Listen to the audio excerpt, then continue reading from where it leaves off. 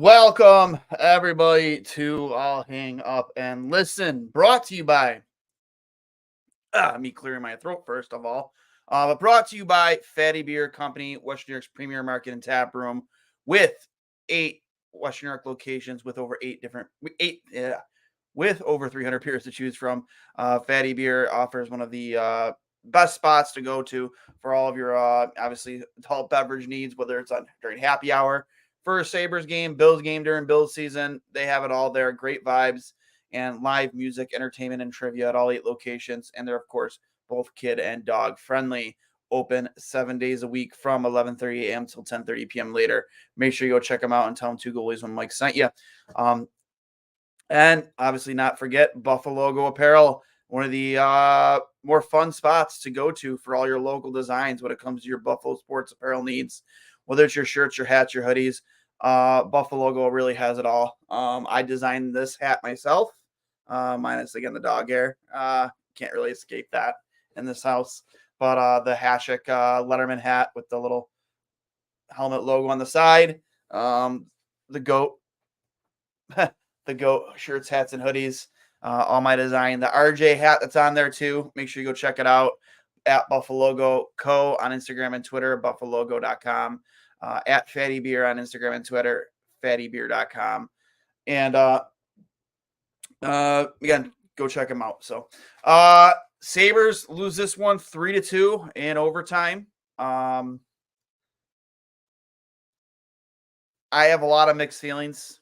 I personally, you always want to win, especially end the season with a couple wins. But for me personally, like, I don't think I've ever been more checked out and ready for a season to end more than I am right now. And I don't know how you guys feel.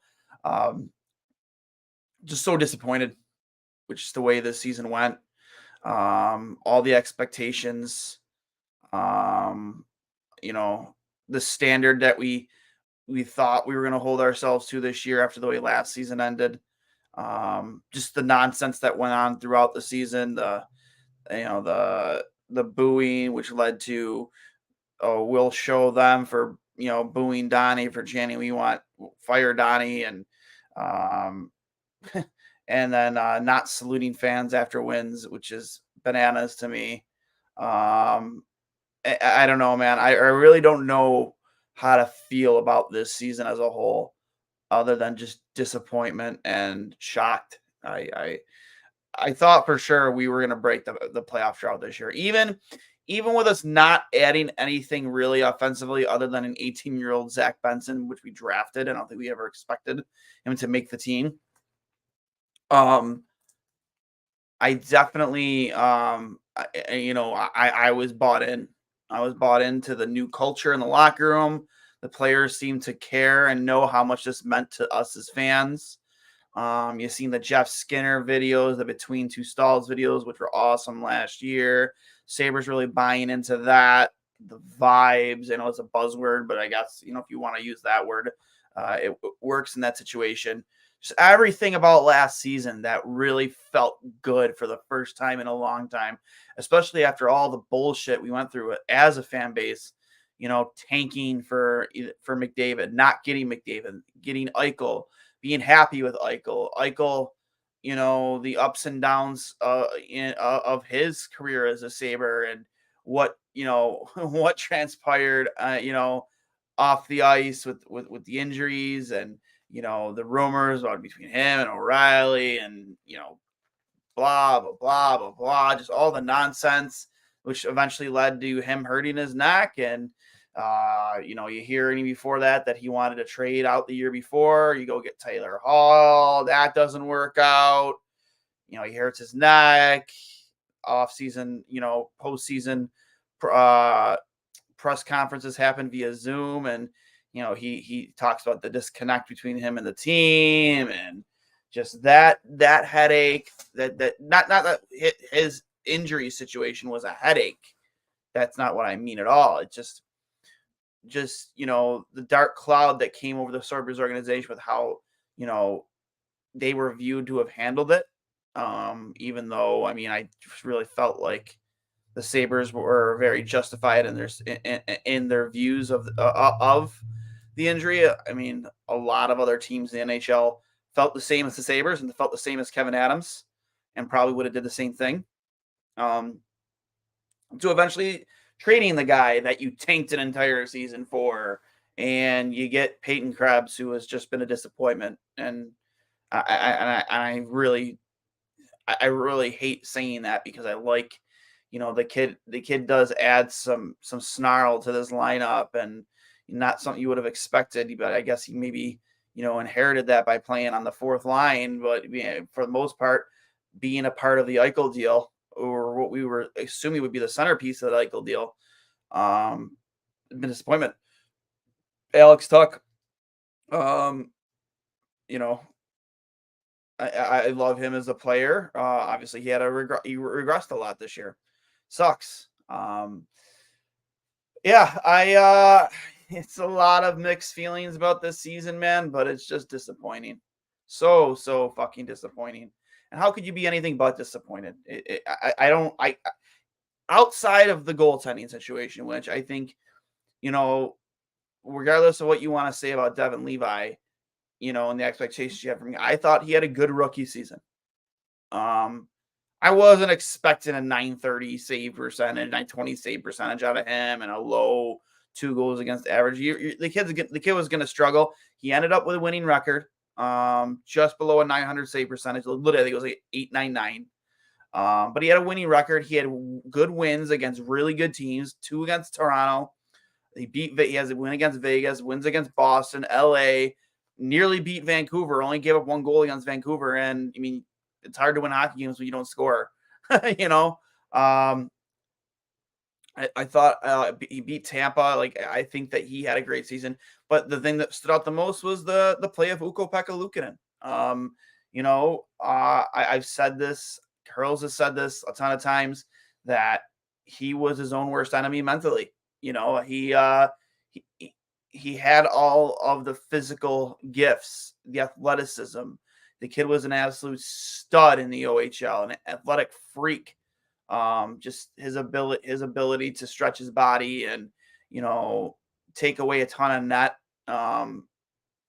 And I was excited for when we drafted him. I know Cully was really excited. I was excited. I know Hurls was excited. And it took a while for us to get to this point with UPL. And that's because goaltenders do take a time to develop. Like, even his AHL numbers didn't really stand out that much, but he was learning and developing and, finally given the chance to be a regular starter this year. And he kind of took the net and ran with it. And I hope we see that same type of play from him next season, because we're going to need it.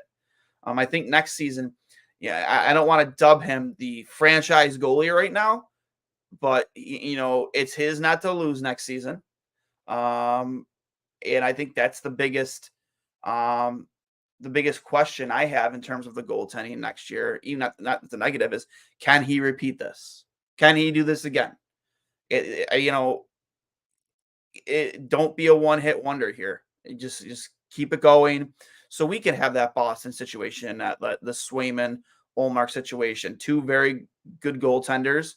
Because I do truly believe Devin Levi is going to be a fantastic goaltender too. 2 very good goaltenders who you can go back and forth with very comfortably. I think that has been the high note of this season, is what your future looks like in net. Anything else?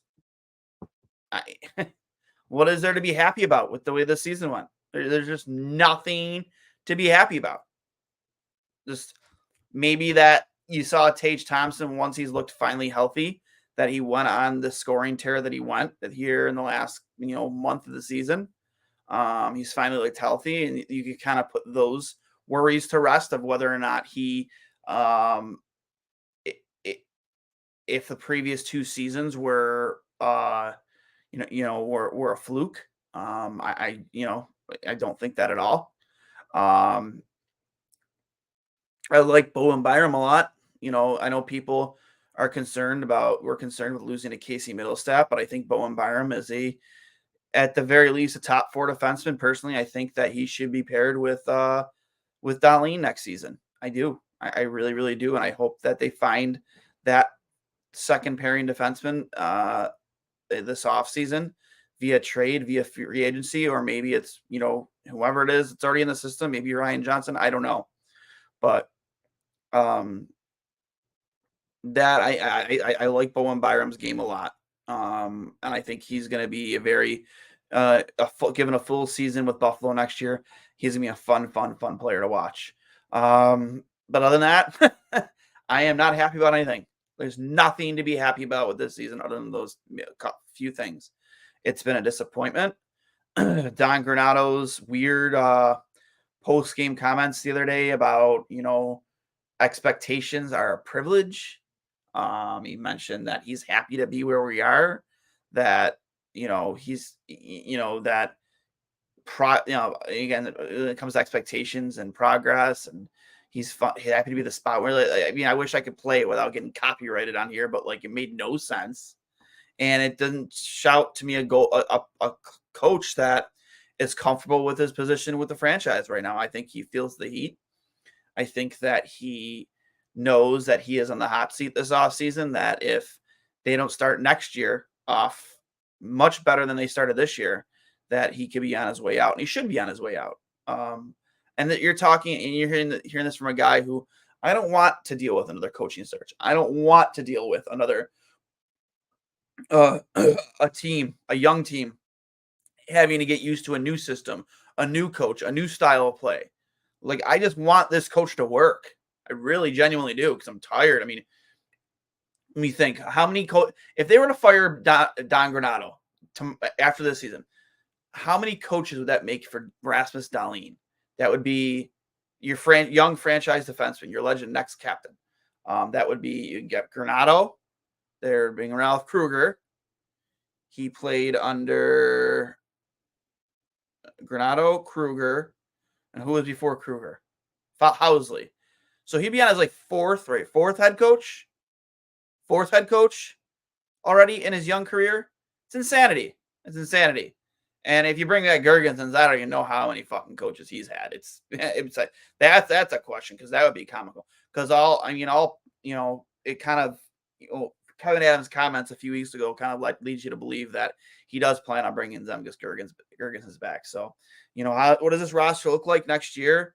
Is Matthew Savoy on the team? Is Yuri Kulik on the team? Yuri Kulik, who had a hat trick today for the Amherst, who had just before today clinched a playoff spot.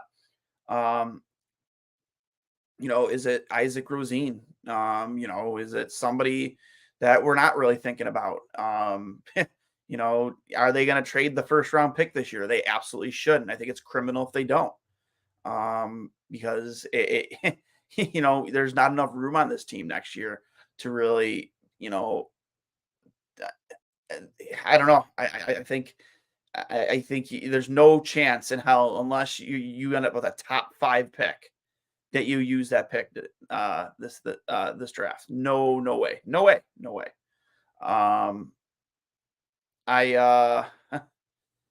Is Peyton Krebs a guy that's on the outside looking in? I think he is, because I don't think he lived up to any expectations we might have had after the Middlestat trade. We've seen glimpses of solid play from him, but in terms of filling the shoes of Casey Middlestat, did not come close. So I don't know, guys. I'm a little bit I don't know. It really is tough to really put any other word to the way this season went other than disappointing. It's a big disappointment. It's a failure. That's a better word, failure. It's I don't know. I'm going to hit some of your comments here in the peanut gallery. Greg, no matter what, I love this team till I'm no longer breathing. Go Sabres. From Mauricio, Cousins can't score a regulation goal. Pathetic, allows vital turnovers, only scores empty net goals. Second line center, not impressed. Top 6 trade. I know we've talked about this a lot, Mauricio. They're not trading Dylan Cousins. They're not. He's in their long-term plans.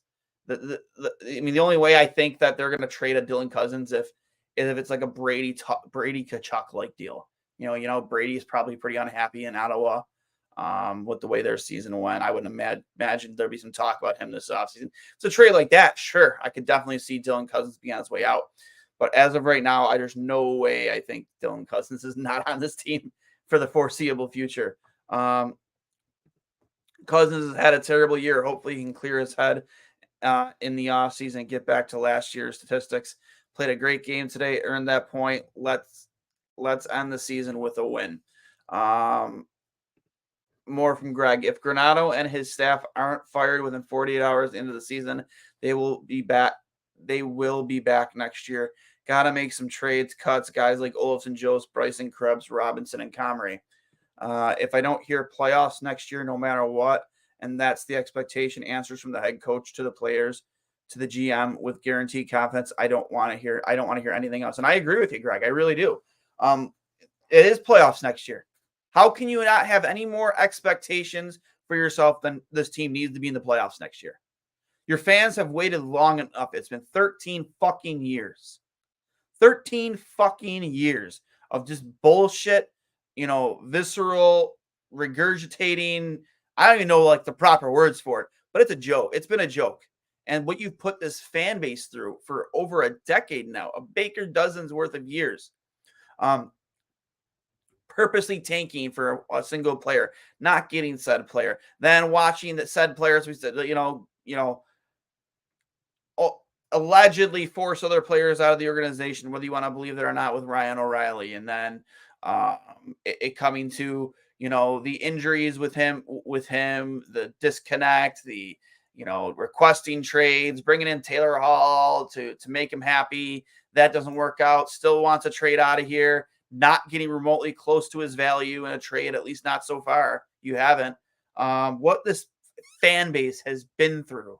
And then again, repeating what I said earlier, the amount of childish bullshit this year with not saluting the fans after a win, being angry about fans wanting a coaching change, and again, I've said this before, 13 years isn't all them, but they still bear the weight of it. You still bear the weight of it, just like the drought bills. It doesn't matter if you were on the team for 1, 2, 3, 4, 5 years. When they finally broke that playoff drought, like it was a huge, huge, huge gorilla off their chest. And to have that constantly, that black cloud over this franchise until you finally get this team to the playoffs in a league where half the teams make it. You're gonna wear the weight of that playoff drought. I don't care if you've been here for 1 year or for as long as Zemgus Girgensons. You're going to wear the weight of it. It's just the way it is. And the players getting upset about, the fans booing and just the nonsense, just absolute fucking nonsense this year that we went through as a fan base. But mostly we were at war with the players, which is complete night and day difference the way the relationship was between the players and the fans last year. I don't sucks. It just does suck. From Michael Meyer. There's really no point for making any changes in players if there's no change in the system they play. Never seen guys turn away from finishing checks and avoiding the front of the net in both zones. We've talked about this a lot on this show. Just the unwillingness to be physical below the dots at both ends of the ice, whether you're in front of your own goaltender. I'd say the first half of the season, this team was a joke in front of their own net. If you were an opposing team, you had free reign in front of a Buffalo Sabres goaltender. You could do what you want. You weren't going to get touched. And, Owen Power was, the number one criminal, suspect number one, whatever the proper terminology is. That guy would allow you to stand in front of his goaltender untouched and would puck watch like the best of them. And I've said it 100 times. I'll say it 100 more. No one needs you to go out there and be a Darian Hatcher, dude. Nobody wants you to be a Ken Danico or Scott Stevens or Chris Pronger. You're 6'6", buddy. Just lean into guys. And force them out of the way of your goaltender. And if you amongst and along with other players who did that a lot more often, the Sabres would have and again, they did not have goaltending issues this season, but there have been a large amount of goals that didn't go in your net this year. If you would have did just those small things, those small details, just taking care of business in front of your own net, not get caught puck watching rather than being aware of who was around you. If you did those things in your own end, especially in the beginning of the season, maybe you're a playoff team. If you would have been willing to go to the net in the offensive zone, make it difficult for their goaltender to track the puck, being willing to take a beating, much the way Sam Reinhart has his entire season, his entire career. We saw it today. Sorry. We don't have any guys that do that. Not consistently. I would say there's only 2 players on this team that did consistently do it, and it's Zach Benson, who is a 18-year-old rookie, but is he a $180 soaking wet, and then Jordan Greenway. That's not enough, guys. You can only get away with so much perimeter shooting, and for me, those are number 1 and number 2 biggest reasons you did not make the playoffs this year. And again, to your Michael point, the inability to finish your checks. Nobody's afraid to come into Buffalo. Nobody's afraid to play the Buffalo Sabres from a physical standpoint at all. Again, you need some more jam there. You need a Daniel Sprong. You need a guy like again, I use his name like guys like Blake Coleman. There's a lot of players out there. I think that would fit the bill. Not saying this guy in particular, I've said his name a couple times, but Marcus Foligno, a player of that type of style and caliber. He'll drop the gloves every once in a while, but he finishes his checks. He goes to the net, he gets to the dirty areas, and is willing to take a beating to get the puck in the net. Willing to take a beating for his teammates. We don't have any guys like that on this team. We just don't. We really don't. Peyton Krebs, maybe. And again, I've said it before, he might be on the outside looking in this offseason. So, Cousins' season from hell can't end soon enough. I agree. I think there's a guy who can't wait for this year to end more is probably Dylan Cousins, because he probably just wants to get back to the drawing board, crumple this season up, throw it in the garbage, and just get back to where he was last season, because this was not the Dylan Cousins we expected this year. And I think a lot of it changed with after he got into that fight with Hathaway in the beginning of the season. We saw a completely different player. I don't know if it was a head injury. Again, I'm just speculating, but that he was not the same player.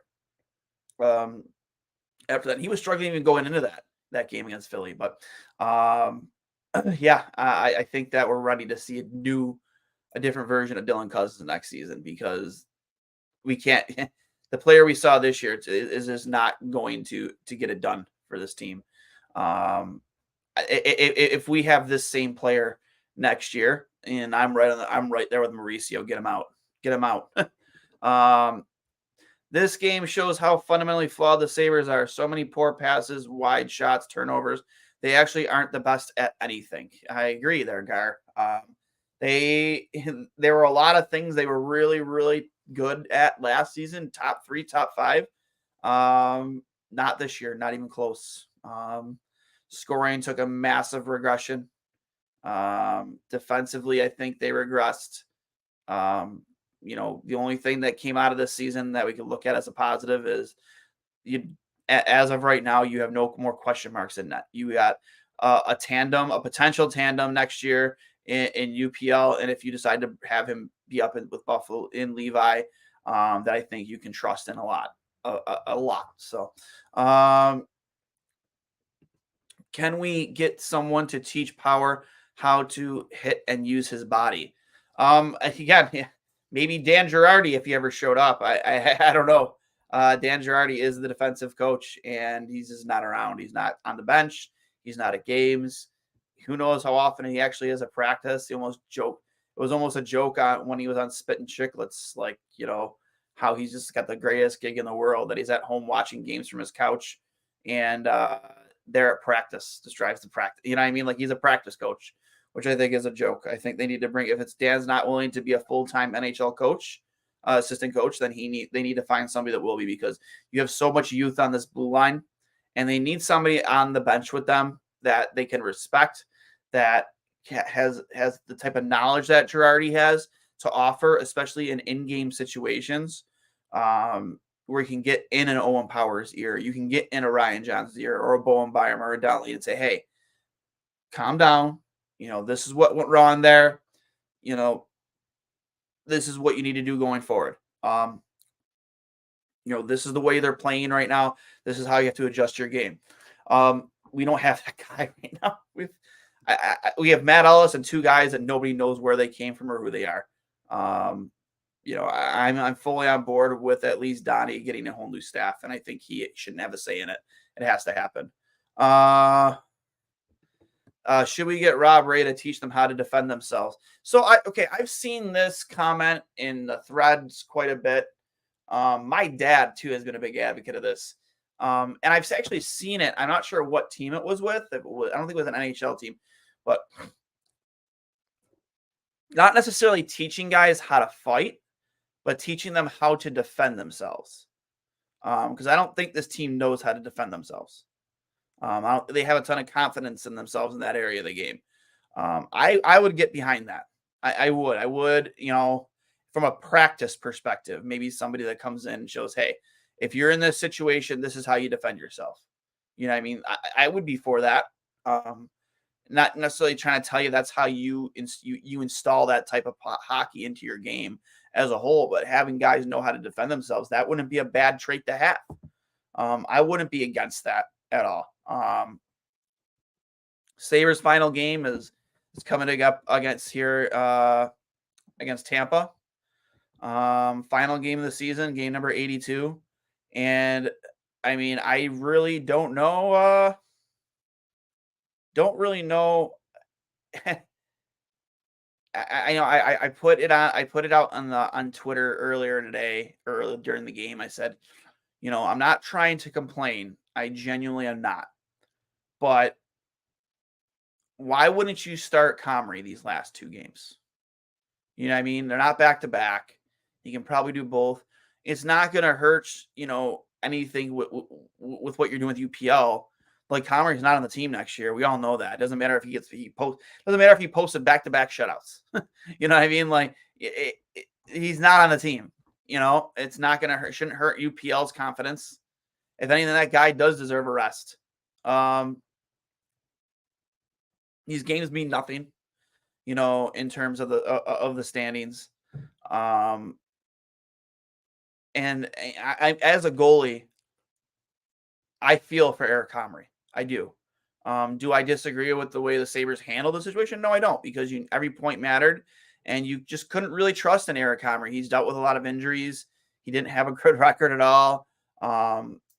He had moments of very good hockey this year, but in terms of that, as being a reliable goaltender, no, he didn't. But in terms of being a great teammate, Eric Comrie was a fantastic teammate. In terms of being a team player, he was a fantastic team player. Find me any team in this league that was calling up their starting goalie in the AHL during back-to-back situations instead of using their NHL backup. We were the only team doing that. Taking Devin Levi on us with road trips, and there's Eric Comrie being a team player about it. Not making a fuss about it. I'm sure it bothered him, and he wanted to be in the net, but understandable that he's a true professional. And I don't think the team or UPL would have been mad if they gave him both of these games, because they're teammates. Eric Comrie is very well liked in that locker room. Why not give him both? Because at the end of the day, the reputation with players that you get around the league, it matters. Not that the weight of the word of Eric Comrie matters a ton, maybe to other players, but it could. And he's going to be a free agent this year, and he'll talk to other players around the league, and you don't want. There's already a bad outlook of Buffalo right now amongst the league, maybe other players and free agency this offseason. You really don't need people to go to Eric Comrie and say, hey, what's it like playing for Buffalo? He's probably not going to have. He'll probably have some great things to say about his teammates, but in terms of maybe the way he was treated, he might not have some great things to say. And you can say, well, you were not good here in Buffalo. Yeah, sure, you could say that, but if he's asked, it might not be great, and that's why I'm very on board with giving him the last two games. because it essentially, for a guy, again, who's been a very good teammate and a good team player, it could be the difference between him having a job in the NHL or not next year with another team. Yeah, and he should have been rewarded for being a great team player. That's why I think you have to start him against Tampa. You should. And if you don't, I think it's criminal. I really do. I hear from Mike Meyer. I think he agrees. Totally agree. Don't think UPL would have been mad about it either to let him get some starts for a contract. Yeah, like this guy wants a chance to play for another contract on a team next year, whether it's in the NHL or the AHL. You know what I mean? Like he hasn't made a fuss about being in the situation he's been in this season. At least I don't remember him, ever causing, any issues. And at least I haven't seen a headline or an article or anything like that. I mean, if you guys have, you can let me know, but I haven't seen anything. I think he should have started today, and I think he should start Monday. They have to start him Monday. I'll be disgusted, honestly, if they don't start him Monday. That's just my opinion. And that's just a coach that's desperate to improve their ranking in the standings. And maybe he's feeling the heat. And if he doesn't start Comrie, again, that's a guy who's not going to have anything good to say about your organization. And I think this team can't afford, even if it's Eric Comrie, another player having terrible things to say about your organization. Again, just my opinion. From Corbin Snyder, Dylan Cousins, woof. Don Granato, woof. If Krebs is back, is Krebs back? Because there are better players in Rochester that should have been up here this year.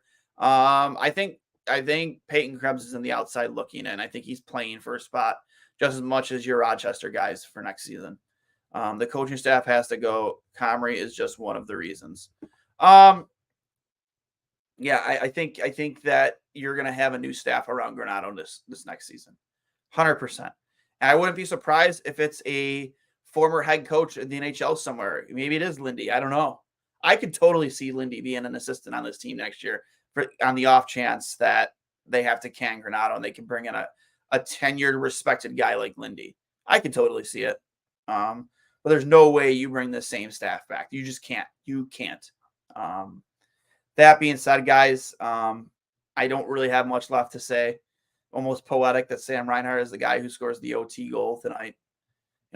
Happy to see Okposo get ready for a run in the playoffs. I'll root for the Panthers. I will. I'm going to root for the Canucks out of the West.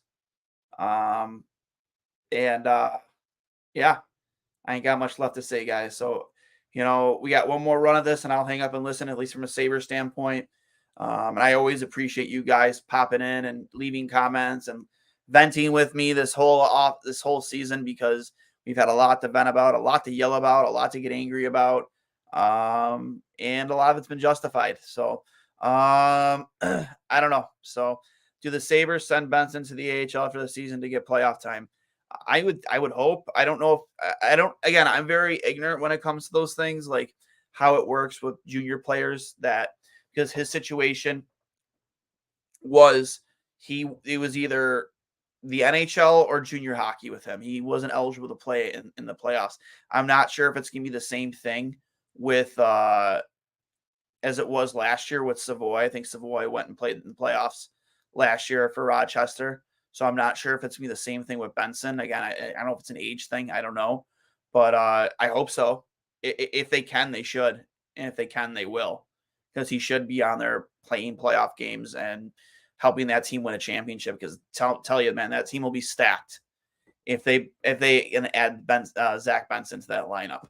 And of course, we'll lead things up. Bring back Lindy.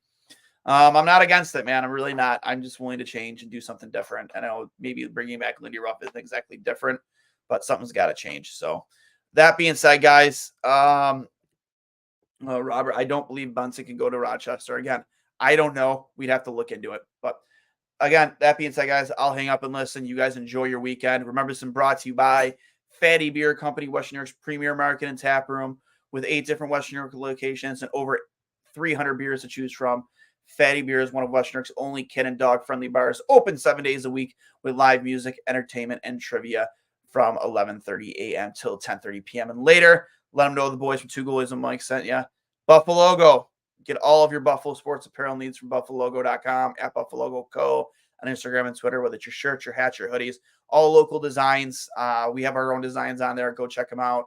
The Hasek 39 Letterman hat with the helmet on the side. We have an RJ one like this, both in black and red and blue and gold with a little headset on the side. It's really cool. And of course, the GOAT, Hasek GOAT shirts, hats, and hoodies. Go check them out. And they got a lot of cool golf polos out right now. The Masters ones, and specifically the Masters, the Buffalo Masters shirts. The Zubaz polo, which is really, really nice. Go check them out. We'll talk to you on Monday for our very final edition of I'll Hang Up and Listen. The Sabres take on the Tampa Bay Lightning, and then we'll get right into the playoffs. Love you guys. And as always, let's go Sabres.